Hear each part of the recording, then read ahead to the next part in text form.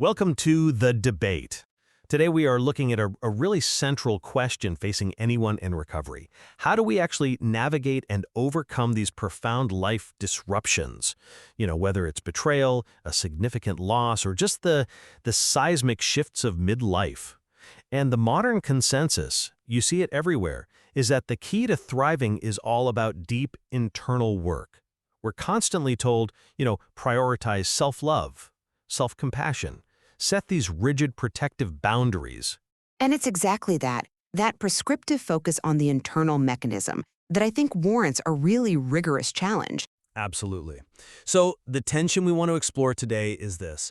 In the face of major adversity, of real trauma, is this contemporary emphasis on internal practices, self-love, self-compassion, is it truly sufficient? Is it practical?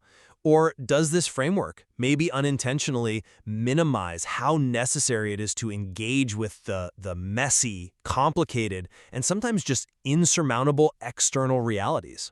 Right. And I'll be arguing that while those internal tools are certainly part of the solution, this current, almost idealized focus on self-sovereignty is, well, it's often insufficient. It risks simplifying what are just natural, painful human reactions, and I think crucially, it minimizes the profound psychological and physiological damage that's inflicted by external trauma. And I'm going to assert that prioritizing that internal sovereignty, developing a robust psychological bedrock, is actually the foundational, non-negotiable prerequisite for recovery. External chaos is always going to exist, but the path to post-traumatic growth is forged entirely by cultivating an unbreakable self from within. My core position is that resilience is fundamentally an inward construction. External events wound us, the crisis, the betrayal, but it's our cultivated internal architecture that determines whether we just limp through survival or if we actually achieve meaningful growth. And the first, most radical act of empowerment here is the cultivation of self-love and self-compassion. Now, this is not passive sentimentality, right? It's an active psychological lifeline. It's composed of three critical elements: self-kindness when you're suffering, recognizing our common humanity in that suffering, and mindful awareness of our pain without over-identifying with it. This inner kindness, it acts as a sort of psychological safe harbor when the external world is a storm. So healing, therefore, it requires actively reclaiming your power and your narrative. And this means replacing that destructive inner critic, the voice that perpetuates self-blame, with an affirmative growth mindset. Strategically, the most necessary tool in this self-reclamation is establishing what I'd call sacred boundaries. These are non-negotiable limits on our time, our energy, our emotional bandwidth, and they have to be communicated assertively. They are essential for protecting the integrity of the core self from any further trauma. I appreciate the architectural metaphors, I do, but I find that model often cracks under the pressure of real-world trauma. To claim that self-love is the ultimate prerequisite, that it just minimizes the devastating specific nature of the external wound. I mean, when we talk about trauma, particularly betrayal trauma from a spouse or a trusted system, it is not just hurt feelings. It is a profound psychological injury that creates genuine physiological and cognitive wounds. We are talking about chronic hypervigilance, where the nervous system is just stuck in a permanent danger state, right? Profound emotional dysregulation, and perhaps most debilitating, this crippling cognitive dissonance. That's the internal civil war, where the reality of the person you loved battles the undeniable reality of who they revealed themselves to be. These are not minor challenges to be solved by simple positive self-talk. They're deep neurochemical dysfunctions that absolutely require acknowledging the severity of the external threat first. But those physical regulation methods are themselves internal practices. Deep breathing, grounding, they stem from intentionality. They do, but my second critique really centers on this issue of false guilt. The internal-only focus, it tends to ignore the corrosive power of destructive external expectations. So often, individuals feel profoundly culpable, not for any actual failing on their part, but for failing to meet these impossible expectations imposed by others, especially by the perpetrator after a crisis. This destructive, paralyzing guilt is externally generated. It makes internal reframing almost impossible until that external source is identified and neutralized. And finally, genuine life crises, a midlife career collapse, the irreversible loss of a child. These involve profound, unchangeable losses. No amount of internal reframing can erase the sheer, non-linear reality of grief. It demands an acknowledgement that some parts of reality are just messy. And that brings us directly to our first contention, the utility of boundaries versus the complexity of relational dynamics. You suggest that external relational damage is too potent for an internal tool like a boundary. I want to challenge that notion. I think the boundary is, in fact, the most potent weapon we have. Okay, that's the critical test, right? And I understand why you defend boundaries in a high-conflict setting. But let's be real. If you're dealing with relational dynamics defined by truly destructive patterns, I'm talking about the four horsemen, high levels of criticism, contempt, defensiveness, and just stonewalling. How does setting a simple, sacred boundary hold up when your partner is genuinely incapable of taking responsibility or just refuses to engage? The toxic dynamic itself becomes the primary injury, regardless of how much self-compassion the victim tries to cultivate. That dynamic is precisely why the boundary must be established and enforced. You're defining the boundary's success by whether the other person complies. I define it completely differently. The success of a boundary is defined solely by the courage of the self to enforce it. If I establish a non-negotiable limit, say I require consistent transparency and verifiable effort after a break of trust, and that limit is persistently disregarded, the success of my boundary is exercising the personal agency to choose an independent path. The purpose of the boundary isn't to fix the partner. It's fundamentally to protect the self, grounding my actions in self-respect above all else. Okay, I concede that your distinction between enforcement and compliance is logically rigorous. However, this approach, if you take it to its extreme, it starts to sound an awful lot like an argument for isolation and self-sufficiency over interdependence. Resilience, as we understand it, is forged through strong, reciprocal support networks. So if the solution to relational failure is retreating into complete self-reliance, you've protected yourself from future trauma, sure, but you've arguably lost the war for meaningful human connection, and loneliness is a significant public health detriment. That's a crucial observation, but I would frame it differently. My goal is not isolation.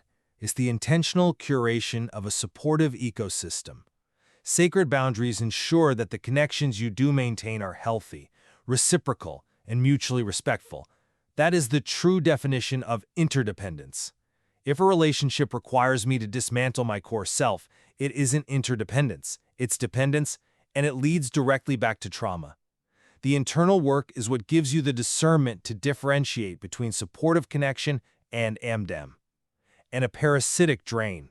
That discussion on internal structure actually touches on a deeper issue, the physiological reality of trauma, which leads us to our second major contention.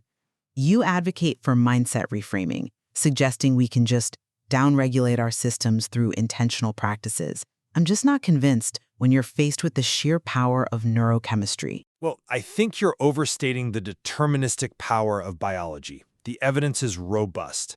We possess an inherent, trainable capacity to downregulate stress responses, techniques that stem from intentional internal focus like deep diaphragmatic breathing or mindful grounding, the 5-4-3-2-1 exercise. They don't just make us feel better, they directly signal safety to the nervous system. This conscious intervention counteracts the chronic elevation of cortisol and adrenaline. Post-traumatic growth is genuinely possible by actively rewriting the narrative, by shifting from a mindset of victimhood to one of empowered agency. We aren't just puppets of our endocrine system. We're not puppets, but we are subjects. I fully acknowledge the efficacy of short-term coping mechanisms, like breathing, but I really question their sustainability against chronic stress. I mean, consider the person dealing not just with the initial betrayal, but with the continuous external inputs that follow. Ongoing financial anxiety, job insecurity, unresolved legal battles that stretch for years. If the body remains trapped in a physiological danger zone because the external threat hasn't gone away, is brief daily meditation truly enough to prevent systemic breakdown? Chronic elevation of cortisol fundamentally warps the system. It erodes memory, it compromises the immune response, it consumes emotional bandwidth. When the body is in a perpetual fight or flight state, the act of genuine self-compassion or cognitive reframing isn't a simple choice. It becomes a Herculean task that's often physically unattainable without some kind of external intervention to stabilize the threat. Your point about chronic external threat is powerful, but you're focusing on the acute stress response and minimizing the mechanism of sustained practice. My argument isn't about a simple choice. It's about persistent daily intention, which acts as an internal fortress. Practices like consistent gratitude cultivation, intentional, purposeful activities, these are active steps that literally rewire neural pathways. They shift the baseline focus from lack and threat to abundance and possibility. They strengthen resilience. So if the external chaos is chronic, the internal response must be equally chronic and intentional. That sustained internal work is the only reliable defense against burnout. But that sustained defense requires an immense reservoir of energy, which, frankly, many people facing chronic stress just do not have. That intentional rewiring places the entire burden of recovery back onto the already exhausted individual, which leads us to the final and maybe most expansive contention: the individual architect versus systemic impact. Indeed, the tension between the personal and the collective. Right. The idealist focus on internal power is compelling, I get it, but it sometimes neglects the reality that many struggles are not personal failings. They're fundamentally systemic issues. Social injustice, historical marginalization, entrenched economic inequality. If we're constantly directed to optimize the sacred self, we can unintentionally foster a withdrawal from the collective or the political struggle that's necessary for macro change. Self-care becomes, in essence, a beautiful form of isolation that allows destructive systems to just perpetuate unopposed. I agree completely that external advocacy is essential, but I argue that self-love and internal strength are not a retreat. They are the necessary, renewable fuel for sustained external impact. We've all seen countless activists and advocates flame out because they lacked those internal boundaries, that framework of purpose-driven rest. They burned out. The resilient individual must become an unseen architect, using their personal resilience, their clarified purpose, and their healthy boundaries to fuel the slow, sustained accumulation of micro-interventions into the macro system. You cannot sustainably pour energy into global struggles from an empty, traumatized cup. You have to be rigorously anchored in self-respect to fight effectively for the dignity and respect of others. That assumes the luxury of time to anchor oneself. The urgency of systemic needs, the immediate necessity of housing or climate action often requires immediate engagement. If the advice is to wait until your internal house is perfectly in order, many injustices will simply go unchallenged. That internal focus risks complacency. And my argument is that when you act from a place of genuine emotional fortitude and clarity, your external engagement isn't just a desperate, emotionally draining confrontation. It is strategic and sustainable. Furthermore, the empathy that's born from self-compassion, from understanding your own pain, becomes a force multiplier. It's a tool of radical love in action, ensuring that your external struggle is truly meaningful and targeted and lasts far beyond the first skirmish. That inner peace provides the clarity to make better external choices. That's a powerful reframing. That self-sovereignty should lead outward. But the danger remains that for many, the inward focus becomes the stopping point, the safe hiding place, rather than the launch pad. So in summary, I acknowledge the tremendous power of internal tools like self-compassion for essential personal regulation. They do stabilize the self. However, true resilience demands a clear-eyed confrontation with the fact that relational and systemic trauma produce profound, often physiological wounds.